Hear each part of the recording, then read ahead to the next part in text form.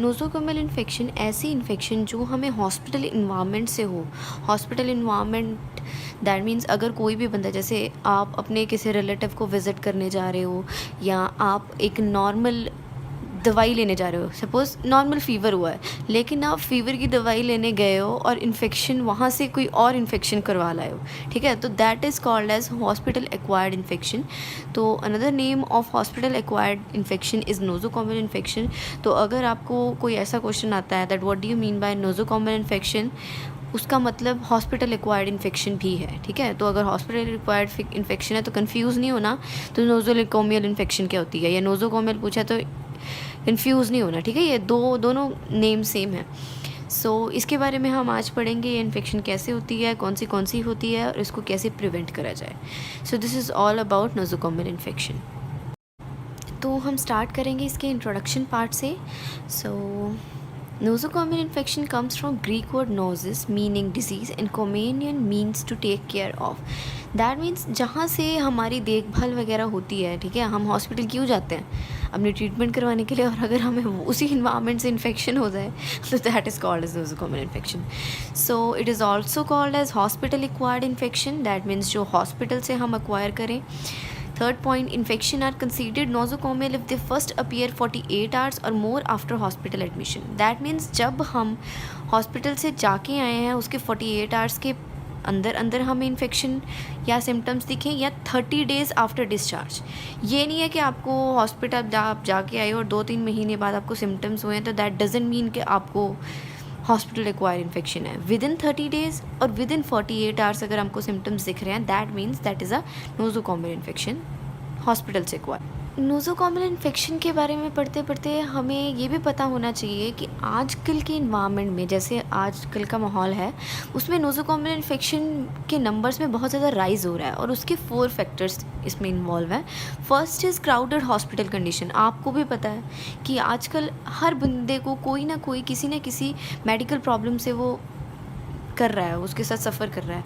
तो crowded hospital condition, बहुत ज़्यादा भीड़ भड़का होता है, अगर इन्फेक्शन से कोई बचना भी चाहे तो भी नहीं बच सकता, इतना ज़्यादा क्राउडेड होने की वजह से बहुत ज़्यादा कॉन्टैक्ट बढ़ता है लोगों के बीच में इन्फेक्शन, इसलिए पास आउट होने का ज़्यादा चांसेस रहते हैं। Second is new micro organism, बहुत ज़्यादा इन्वायरमेंट में माइक्रो ऑर्गेनिज्म आ चुके हैं जो इन्फेक्शन कॉज करते हैं। Increasing number of immuno compromise patient, that means बंदों की इम्यूनिटी अब वैसी रही नहीं है क्योंकि उनकी डाइट वैसी नहीं है, ना उनका लाइफस्टाइल वैसा रहा है। सो इसलिए बहुत ज़्यादा इम्यूनिटी इनकी डाउन हो चुकी है, तो वो इन्फेक्शन से खुद ब खुद लड़ने के कैपेबल ही नहीं रहे हैं। Next is increasing bacterial resistance, that means जो बैक्टीरिया है वो रेजिस्टेंस हो चुका है दवाइयों के टुवर्ड्स, दवाइयों का उन पर कोई असर नहीं होता।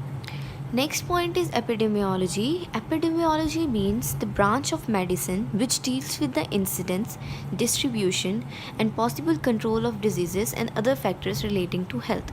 That means कैसे वो चीज़ डिस्ट्रीब्यूट हो रही है, डिज़ीज़ डिस्ट्रीब्यूट हो रही है, कैसे वो होता है, कैसे बंदा उसके कॉन्टैक्ट में आता है, ये सारी चीज़ें एपिडेमियोलॉजी में आती है। तो first thing is nosocomial can be exogenous and endogenous. Exogenous मतलब जो हमारा ऑर्गेनिज्म है, जो हमें इन्फेक्शन हो रही है वो बाहर वाले इन्वायरमेंट से आ रही है। एंडोजीनियस मतलब वो इन्फेक्शन या वो बैक्टीरिया हमारे अंदर है लेकिन वो तब एक्टिवेट होता है जब हम उन कंडीशंस के साथ अपॉर्चुनिस्टिक पैथोजन, अपॉर्चुनिस्टिक मतलब जब उसको अपॉर्चुनिटी मिलती है। Second point is host susceptibility. Host susceptibility means patient कितना ज़्यादा उसके अगेंस्ट एक्ट कर सकता है, कितना ज़्यादा असर उस पर नहीं होता। Third is medical equipments.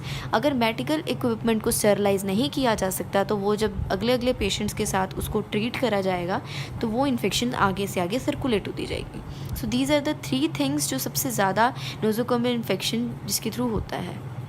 These are the modes of transmission जिसके थ्रू नोज़ोकोमियल इन्फेक्शन ट्रांसमिट होती है एक पेशेंट से या एक हेल्दी पर्सन से दूसरे हेल्दी पर्सन में, या ये एक इन्फेक्टेड पर्सन से दूसरे पर्सन में।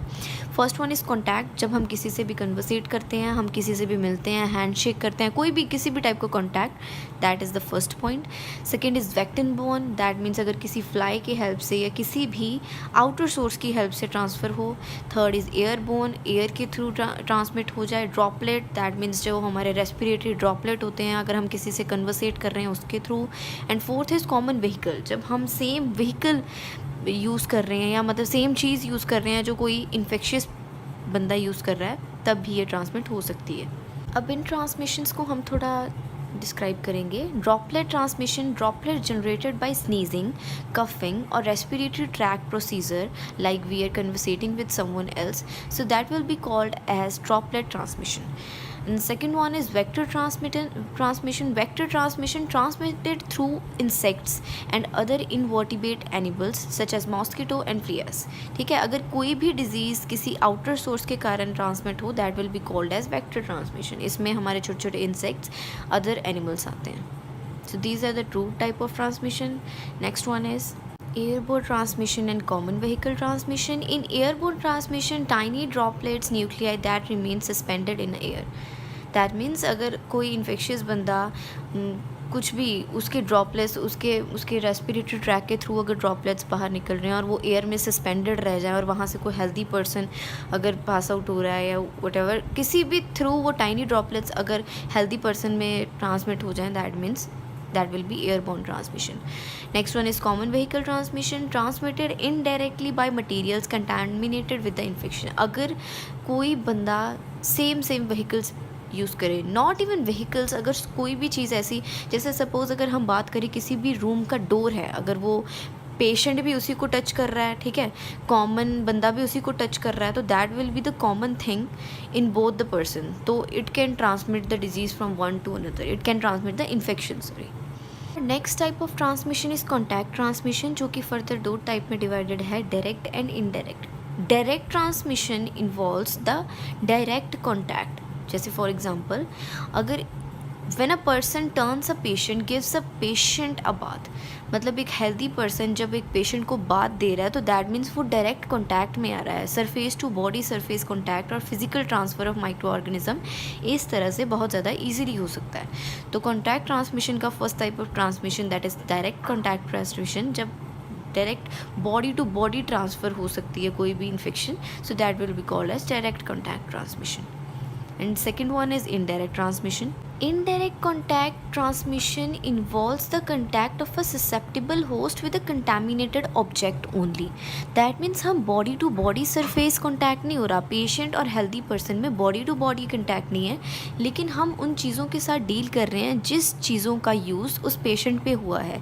जैसे फॉर एग्ज़ाम्पल, एक पेशेंट को ट्रीट करा जाता है किसी नीडल से या किसी इंस्ट्रूमेंट से, और उसी इंस्ट्रूमेंट को टच करे कोई हेल्दी बंदा, दैट मीन्स वो इन्फेक्शन तो हो जाएगी, लेकिन वो इनडायरेक्ट इन्फेक्शन होगी, मतलब डायरेक्ट कॉन्टैक्ट नहीं होगा उस बंदे का, body to body surface contact नहीं है, लेकिन तुम उस ऑब्जेक्ट को टच कर रहे हो, उससे इन्फेक्शन हो जाए, तो that will be as indirect contact transmission. This is a type of flow chart जिससे हमें पता चलता है कि हमें इस इन्वायरमेंट से कौन सी चीज़ों से इन्फेक्शन हो सकती है. तो firstly we are going to discuss about contaminated hospital environment. Hospital environment में इंस्ट्रूमेंट से, वहाँ के फ्लूइड से, वहाँ के फूड से, एयर से, इवन मेडिकेशन से भी हमें इन्फेक्शन हो सकती है, क्योंकि मेडिकेशंस को वहाँ के जो मेडिकल पर्सनल होते हैं वो टच कर रहे होते हैं, तो इनडायरेक्ट वे से वो हमें ट्रांसमिट कर सकते हैं. Second is invasive devices. Invasive मतलब जो तुम्हारी बॉडी के अंदर इन्वेड करे जाते हैं, जैसे urinary catheters, vascular catheters, endotracheal tubes, wounds, endoscopes, ये सारी चीज़ें तुम्हारी बॉडी के अंदर, मतलब किसी भी बंदे की बॉडी के अंदर अगर इंसर्ट करे जाएं और वो ऑलरेडी किसी इन्फेक्टेड बंदे के साथ उनको ट्रीट कर चुके हों, तो वो तुम्हें इन्फेक्शन कर सकते हैं. So next one is medical personnel. Medical personnel मतलब जो बंदा इन्फेक्टेड पेशेंट के साथ डील कर रहा है. Colonised patient, infected patient, transient patient और करियर्स मतलब जो खुद इन्फेक्टेड नहीं है लेकिन वो किसी को इन्फेक्ट कर सकते हैं. Last patient flora that means patient के अंदर अगर ऑर्गेनिज्म जा चुका है. क्यूटेनियस, स्किन के ऊपर, गैस्ट्रोइंटेस्टाइनल ट्रैक्ट में हो, जेनिटोयूरिटरी ट्रैक्ट में हो या रेस्पिरेटरी ट्रैक्ट में हो, या अगर कहीं पे भी होगा तो बंदा एज अ करियर काम कर सकता है और किसी को भी इन्फेक्शन ट्रांसमिट कर सकता है. सो इस इन्वायरमेंट से पेशेंट भी तो हॉस्पिटल में रह रहा है, तो दैट मीन्स वो हॉस्पिटल एक्वायर्ड इन्फेक्शन का ही सोर्स है, वो एज अ कैरियर ही काम करेगा.